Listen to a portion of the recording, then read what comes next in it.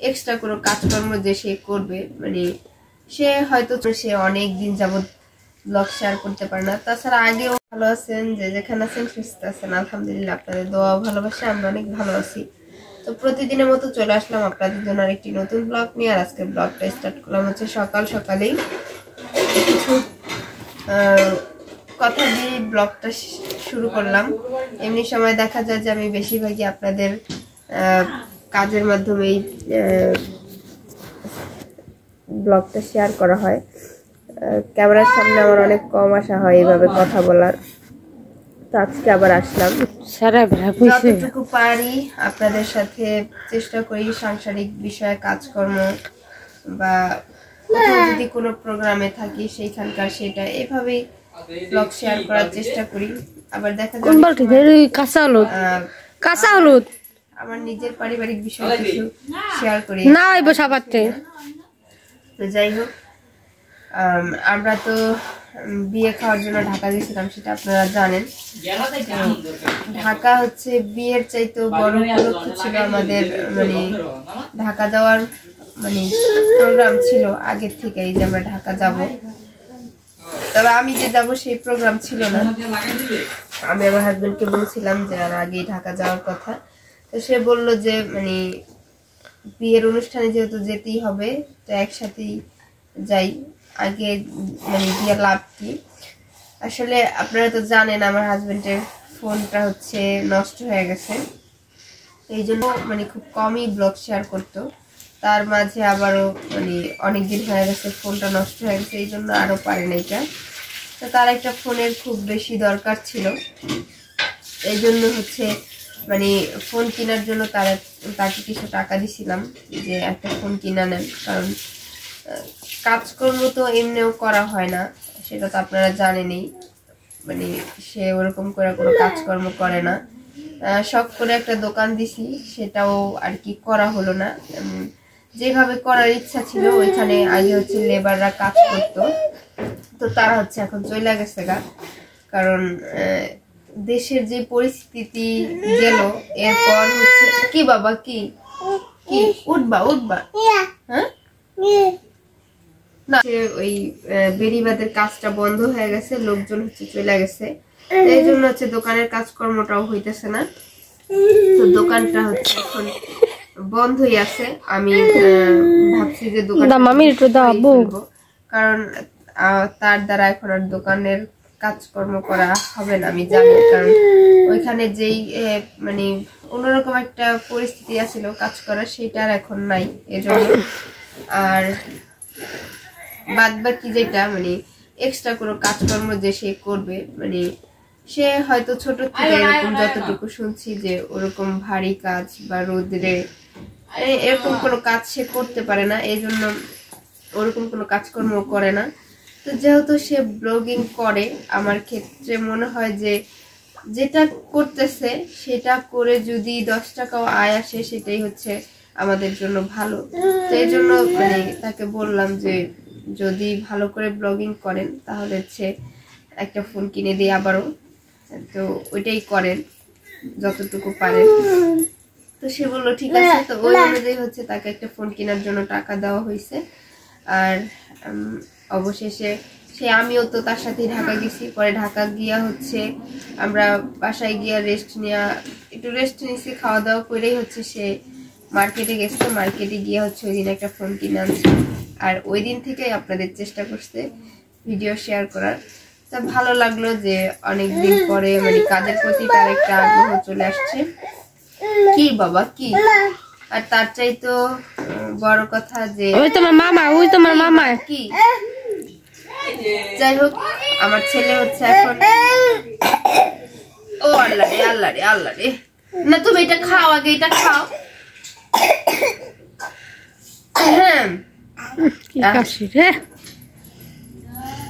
যতটুকু পারবো আপনাদের সাথে মানে সারা দিনটা শেয়ার করার চেষ্টা করব। কারণ মা হচ্ছে রান্না বান্না করে, আমি পারলে একটু রান্না বান্নাটাই আপনাদের সাথে শেয়ার করি। আর হচ্ছে আমি আমার ছেলেকে নিয়ে কিভাবে মানে দিনগুলো কাটাই সেটাই আপনাদের মাঝে শেয়ার করি। তো যতটুকু পারলাম আপনাদের সাথে শেয়ার করব, মানে কিভাবে ফোন কিনলো, কোথায় গিয়া ফোন কিনছে, কত দিয়া ফোন কিনছে সেটা অবশ্য আমি জানি। তো দেখি যে আমি হচ্ছি আমার হাজবেন্ডকে বলছিলাম যে সে যেন ভিডিও করে রাখে, কারণ আমি তো মার্কেটে যাইতে পারি নাই। যতটুকু পারতেছি আপনাদের সাথে শেয়ার করব, আশা করতেছি আপনাদের ভালো লাগবে। সাথে থাকুন, ভিডিওটি দেখতে। মা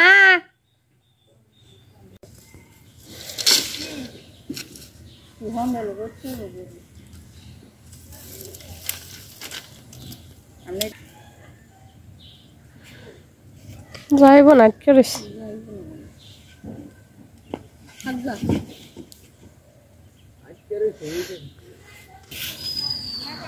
বাসের উপর দিয়ে ব্যাখ্যা করে দাও, দিয়া দাও, রূপ তো হুয়ে যাও।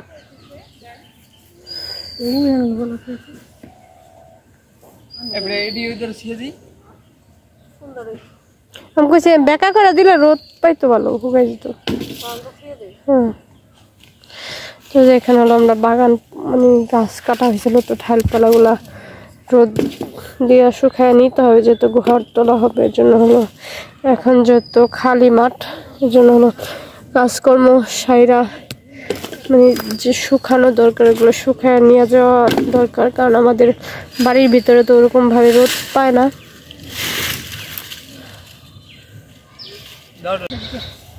যে হয়ে গেছে, তো এখন হলো এগুলো এমনি পাতা একটু উল্টায় দিয়ে যাবো যাতে শুকায়, কারণ বৃষ্টির মধ্যে তো অনেক ভিজা ছিল। মায়াবো তো লাগবে কি আরে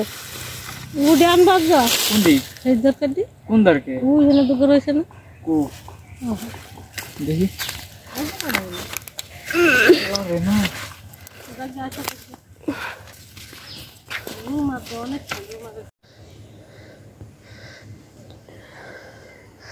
আমি হলো থালা বাটি দেবো, ঘর ঝাড়ু দেওয়া হয়ে গেছে, এদিক দিয়ে ঝাড়ু দিছি। তো বৃষ্টি হয়েছে, তো ওদিক দিয়ে হলো ভেজার জন্য হলো ঝাড়ু দেওয়া হয় নাই। মা হলো সকালের জন্য আজকে সাদা বউয়া আর হলো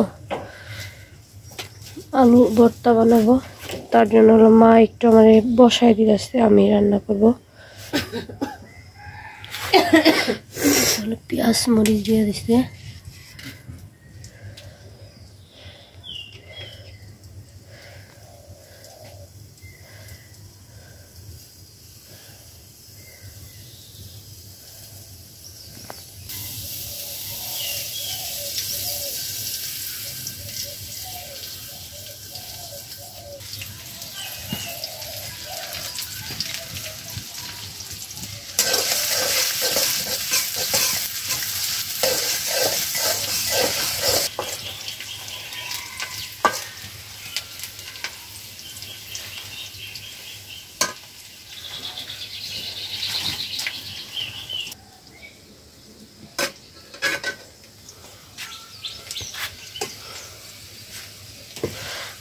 পেঁয়াজটা হলো হয়ে গেছে, তো এখন হলো চালটা দিয়ে দিবে।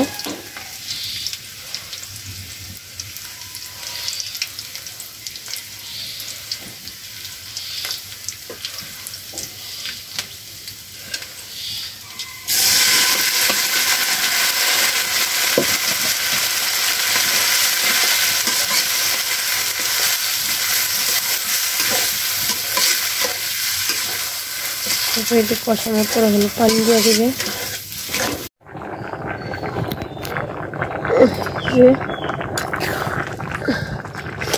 অনেকটাই হয়ে আসছে,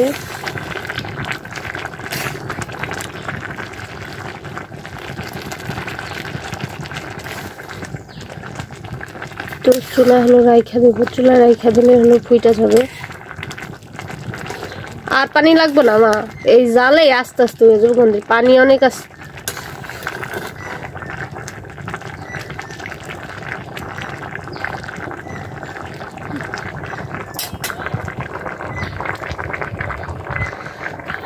আমি হলো রান্না বান্না শেষ করে একটু বাইরে যাব আপনাদের ভাইয়াকে নিয়ে, কারণ আমার হলো প্রচুর পরিমাণে ব্যথা করে, ব্যথার জন্য ওষুধ আনার জন্য। আমার ব্যথাটা হলো কমতেছে না, আর কিছু বাজার লাগবে।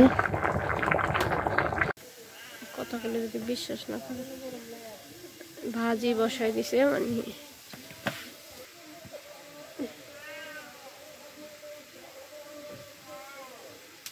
পানি গরম করে আগে মায়ের মাছটা করে নেব না যে মা হলো গরম পানি করে নিচ্ছে মাছটা ধোয়ার জন্য কারণ পাঙ্গাস মাছটা হলো গরম পানি না ধুইয়া রান্না করলে হলো খাওয়া যায় না কেমন গন্ধ গন্ধ লাগে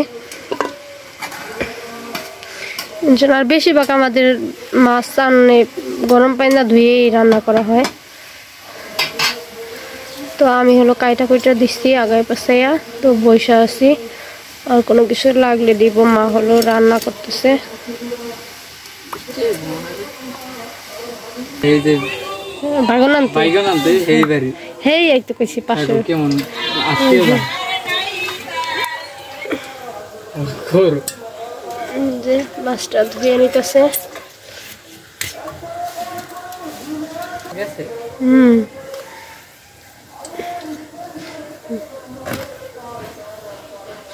লবণ দিয়ে দিল মাছের মধ্যে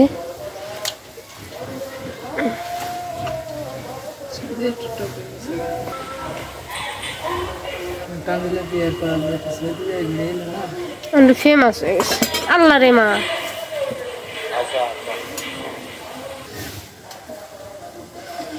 মাছটা হলুদ মরিচ দিয়ে মাখায় নিতেছে